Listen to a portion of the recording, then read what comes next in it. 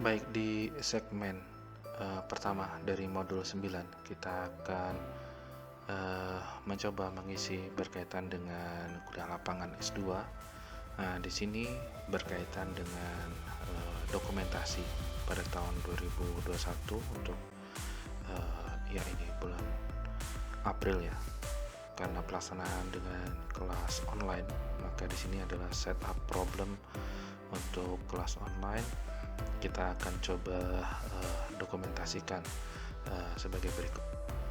Berikut ini adalah ilustrasi timeline yang sudah dijelaskan di modul-modul sebelumnya dan juga segmen-segmen sebelumnya terkait dengan pelaksanaan kulap yang terdiri dari kurang lebih 3 bagian. Ada prakulap, ada kegiatan menu utama, kuliah lapangan dan ekskursi, kemudian ada kegiatan setelah kulap. Nah, pada kegiatan kelas online berkemungkinan hanya sebagian kecil dari tahap prakulap itu bisa dilakukan. Nah, silahkan dicek penjelasan terkait dengan prakulap di video-video sebelumnya. Dan tidak mungkin kita melakukan kegiatan kuliah lapangan dan ekskursi dengan kelas online. Jadi pada tahap setelah kuliah lapangan, inilah yang mungkin menjadi porsi terbesar dari pelaksanaan kelas online. Untuk itu beberapa materi akan coba atau setup problem akan didokumentasikan di sini sebagai upaya untuk melakukan peningkatan dalam kegiatan pembelajaran, continuous improvement dan monitoring. Baik, kita mulai.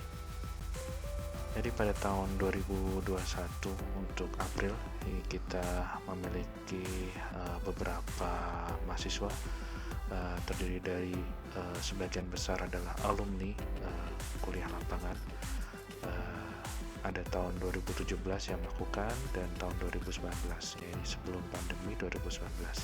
Jadi plot titik yang merah untuk angkatan 2017,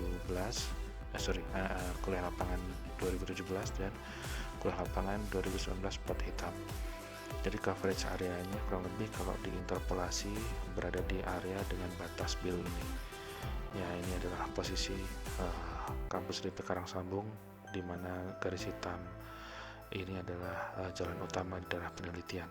Kalau kita analogikan ilustrasi daerah penelitian ini berupa coverage area biru di sini, maka data-data pada mahasiswa angkatan yang sudah melakukan kuliah lapangan sebelumnya itu akan kita coba tambah dengan problem set berupa lintasan A, B, C, dan D. Nah, di situ nanti kita akan set up problem untuk bisa dilakukan analisis dan juga pengolahan data serta interpretasi.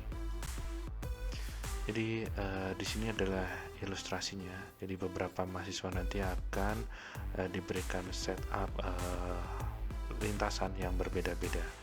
Jadi dari situ diharapkan mahasiswa yang sudah pernah melakukan kuliah lapangan di Karangsambung itu berbeda dengan mahasiswa yang baru pertama kali atau belum pernah. Karena di situ mahasiswa sudah mengalami bagaimana melakukan pengambilan data geologi, melakukan deskripsi batuan, kemudian membuat peta geologi berupa satuan batuan, dikelompokkan dalam satuan batuan, dan juga mungkin mempelajari struktur dan belajar membuat penampang di bawah permukaan, penampang geologi di bawah permukaan.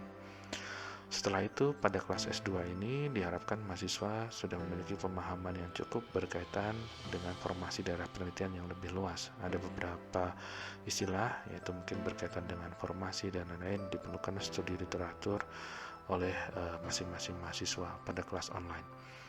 Nah, dengan demikian data geofisika yang dimiliki pada tahun 2017 dan 2019 pada daerah penelitian ini akan ditambahkan dengan data lintasan A, B, C, dan D. Jadi setup problem tugas pertama ini adalah draft makalah di lokasi 1, lokasi A ini. Ini kurang lebih akan dibuat dengan jadwal 3 minggu sejak jadwal 17 April sampai 8 Mei. Jadi kurang lebih isi materinya nanti berkaitan dengan geologi dari penelitian, baik yang dikuasai secara detail lokal dan juga regional. Kemudian ada pengolahan data gabungan tahun 2017 dan 2019. Kemudian analisis anomali secara satu dimensi dengan data tambahan ini. Kemudian masuk ke pemodelan dan interpretasi. Berikut ini adalah ilustrasinya. Kalau misalkan kita melakukan analisis satu dimensi dengan data tambahan. Lintasan merah ini diilustrasikan coverage area warna merah, dan area biru ini adalah area yang bersesuaian. Ini bisa dilakukan analisis pada daerah penelitian dan juga bisa dipertimbangkan data elevasi, data geologi di bawah permukaan untuk mendukung analisis, baik dalam data graviti, geomagnet maupun data elevasi, baik dalam peta anomali yang bersesuaian, apakah peta CBA atau anomali CBA, anomali regional atau anomali residual, dan juga anomali geomagnetik. Oke, ini setup problemnya sudah dijelaskan sebelumnya. Nah, berkaitan dengan timeline ini juga sudah dibuatkan. Pertemuan 17 adalah pengumuman hari ini. Selanjutnya itu adalah tahap checkpoint di pertemuan selanjutnya. Jadi berkaitan dengan pengolahan data gravity dan slicing data serta sorting data. Kemudian ada pengecekan untuk pemodelan dan draft laporan dan pengumpulan laporan. Selanjutnya ini ada timeline untuk pengerjaan lokasi kedua dan juga jadwal ujian tertulis. Oke, demikian adalah ilustrasi untuk daerah penelitian berkaitan dengan posisi lintasan dan data yang dimiliki pada tahun 2017 dan 2019.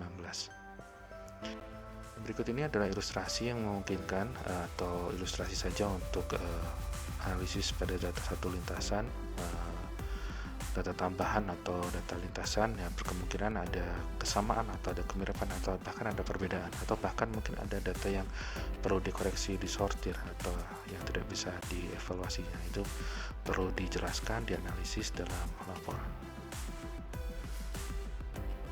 Ya, kurang lebih mahasiswa sudah mendapatkan kombinasi atau informasi kombinasi dari lintasan. Untuk pengolahan datanya masing-masing berbeda, pengolahan data dan pemodelan dilakukan berbeda dengan setup informasi yang sudah diberikan.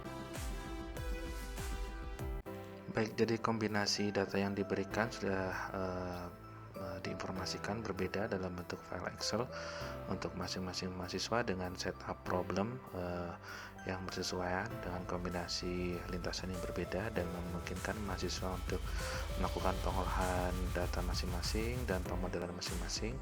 Jadi harapannya tidak ada yang membuat model yang sama persis yang itu akan. Demikian juga untuk pengolahan datanya ada yang sedikit berbeda. Nah, itu bisa diperhatikan. Demikian untuk segmen kali ini. Kita akan coba lengkapi di segmen selanjutnya karena beberapa rekaman terganggu terkait dengan jadwal sahur sekarang. Oke, sementara kita tutup. Terima kasih.